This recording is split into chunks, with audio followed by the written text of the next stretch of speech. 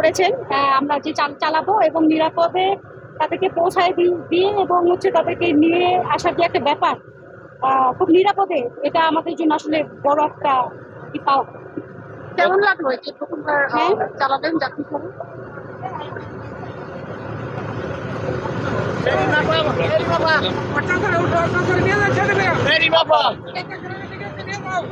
আপা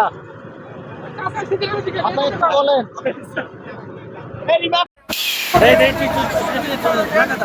আমাকে জায়গা দেন।